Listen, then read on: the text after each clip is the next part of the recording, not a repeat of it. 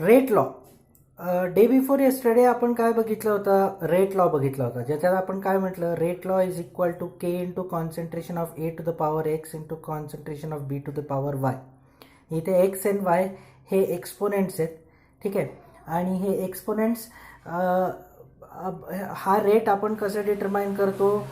By looking at the balanced chemical equation. आणि हा एक थिओरिटिकल फॉर्म आहे रेट लॉ एक्सप्रेस करायचा.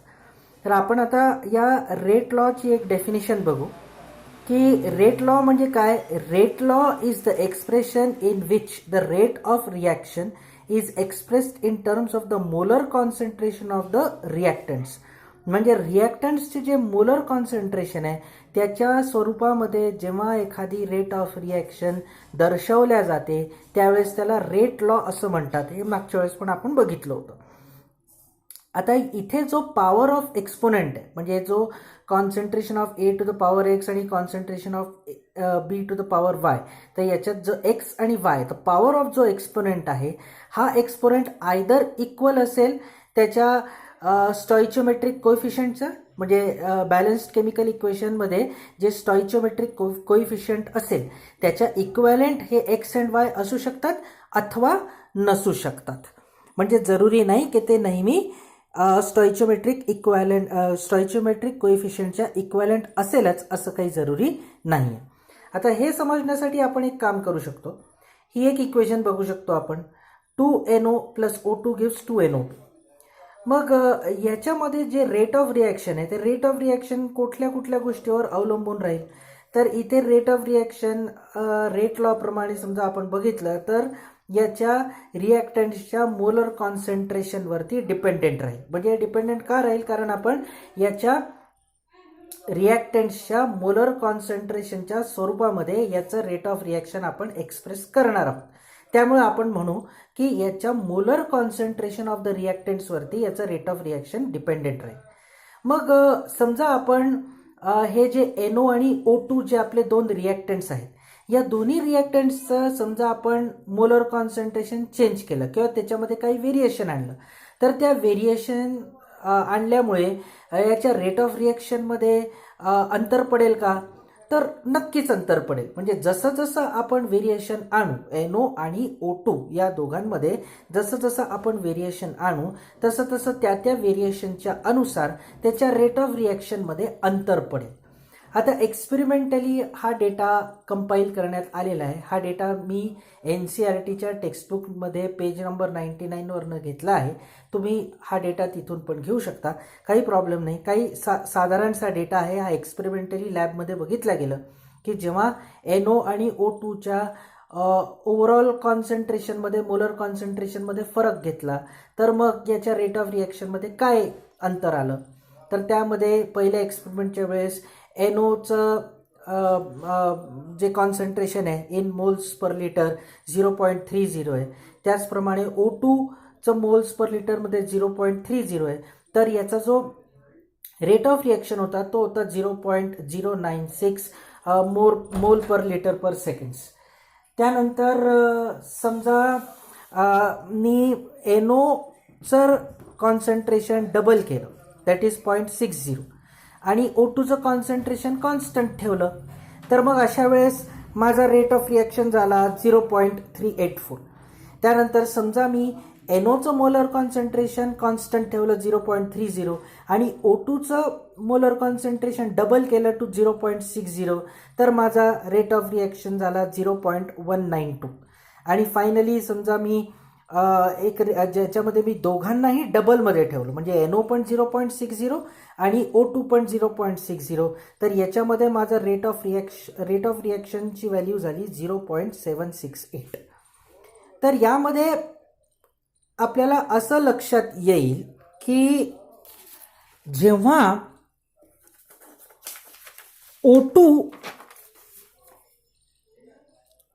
जेव्हा NOला डबल करतो आणि O2ला कॉन्स्टंट ठेवतो तेव्हा इनिशियल सिच्युएशनपासनं ह्या कंडिशनमध्ये जी रेट ऑफ रिॲक्शन आहे ती 4 टाइम्स वाढते. म्हणजे कसं की इनिशियली आपण काय ठेवलं होतं? 0.30 दोघांनी, म्हणजे NOचं कॉन्सन्ट्रेशन पण 0.30 होतं आणि O2चं कॉन्सन्ट्रेशन पण 0.30 होतं. तर रेट ऑफ रिॲक्शन काय झालं 0.096 झालं होतं moles per litre per seconds. मग जेव्हा मी एनओच्या रेट ऑफ रिॲक्शनला डबल केलं आणि O2ला कॉन्स्टंट ठेवलं तर मग अशा वेळेस माझी व्हॅल्यू काय आली 0.384. आता 0.096ला 4ने मल्टिप्लाय केलं तर 100% आपली व्हॅल्यू काय येते 0.384. म्हणजे काय झालं इनिशियलपेक्षा 4 टाइम्स व्हॅल्यू वाढली. मग त्याच्यानंतरच्या पॉईंटमध्ये काय झालं जेव्हा मी एनओचं मोलर कॉन्सन्ट्रेशन कॉन्स्टंट ठेवलं ॲट 0.30 आणि O2चं मोलर कॉन्सन्ट्रेशन डबल केलं टू 0.60 तर माझा रेट ऑफ रिॲक्शन हा इनिशियलचा डबल झाला. म्हणजे इनिशियली 0.096 होता आता इथे काय झालं 0.192. ठीक आहे. त्यामुळे आपण काय म्हणू शकतो की rate of reaction depends upon the concentration of O2 to the first power. म्हणून आपण काय कन्क्लूड करू शकतो की rate of reaction it depends upon the concentration of O2 to the first power and it can be determined as rate is equal to K concentration of NO to the power 2 and into concentration of O2. ठीक आहे. आणि differential फॉर्ममध्ये याला express करायचं असेल तर D concentration of R by dt is equal to K NO to the power K concentration of NO to the power 2 into concentration of O2. मग आता जो इथे एनओचा जो एक्सपोनेंट आहे तो आहे 2. तो त्याच्या बॅलन्स केमिकल इक्वेशन मधल्या त्याच्या स्टॉइचिओमेट्रिक कोएफिशियंटच्या इक्वलंट होतो. कारण इक्वेशन काय आहे 2NO प्लस O2. इक्वेशन काय आहे 2NO plus O2 gives 2NO2. तर यामध्ये आपण जेव्हा रेट एक्सप्रेस केलेला आहे त्यावेळेस आपण काय म्हटलं rate is equal to K into NO to the power 2 into concentration of O2. तर हा जो concentration of NO to the power 2 जो आहे हा 2 कशाचे इक्वलंट आहे NOच्या स्टॉइचिओमेट्रिक कोएफिशियंटच्या इक्वलंट आहे. तर या रिॲक्शनमध्ये तो स्टॉइचिओमेट्रिक कोएफिशियंटच्या इक्वलंट आहे. परंतु समजा आपण आणखीन एक रिॲक्शन घेतली जशी CHCl3 plus Cl2 gives CCl4 plus HCl. याचा जेव्हा एक्सपेरिमेंटली रेट ऑफ रिॲक्शनला एक्सप्रेस करण्यात आलं तेव्हा याच्यामध्ये काय दिसलं तर याच्यामध्ये दिसलं rate is equal to K into CHCl3 K into concentration of CHCl3 into concentration of Cl2 raise to 1/2. इथे जो एक्सपोनेंट आहे तो 1/2 आहे.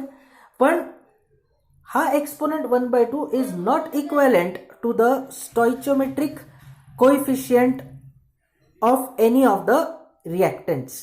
त्यामुळे या ठिकाणी the exponent is not equivalent to the stoichiometric coefficient. त्यामुळे फायनली एक गोष्ट आपल्याला लक्षात ठेवायची जी अत्यंत इम्पॉर्टंट आहे आणि ती म्हणजे rate law can not be predicted by just looking at the balanced chemical equation. It has to be determined experimentally. आणि म्हणून this overall topic will give rise to a new topic which is order of reaction जे आपण उद्या बघूया. ठीक आहे. तर आजच्यासाठी आपण रेट कॉन्स्टंटला थांबलो होतो. तर याच्या पुढे आपण रेट लॉची डेफिनेशन फाइंड आउट केली. रेट लॉची डेफिनेशन फाइंड आउट केल्यानंतर किंवा रेट लॉची डेफिनेशन चेक केल्यानंतर त्यापुढे आपण त्याच्या बॅलन्स केमिकल इक्वेशन आणि त्याचं एक्सपेरिमेंटल डिटर्मिनेशन पाहिलं. आणि एक्सपेरिमेंटल डिटर्मिनेशन पाहिल्यानंतर आपण डिफरेन्शियल इक्वेशन दिला फॉर रेट लॉ किंवा त्याचा डिफरेन्शियल फॉर्म बघितला. आणि डिफरेन्शियल फॉर्म बघितल्यानंतर त्याचा एक युनिव्हर्सल लॉ बघितला. आणि फायनली वी कन्क्लुडेड की रेट लॉ एक अशी गोष्ट आहे जी तुम्ही फक्त बॅलन्स केमिकल रिॲक्शनच्या आधारावरती प्रेडिक्ट करू शकत नाही, पण तुम्हाला ते एक्सपेरिमेंटली प्रेडिक्ट करावं लागतं किंवा कॅल्क्युलेट करावं लागतं. ठीक आहे. आजच्यासाठी एवढंच.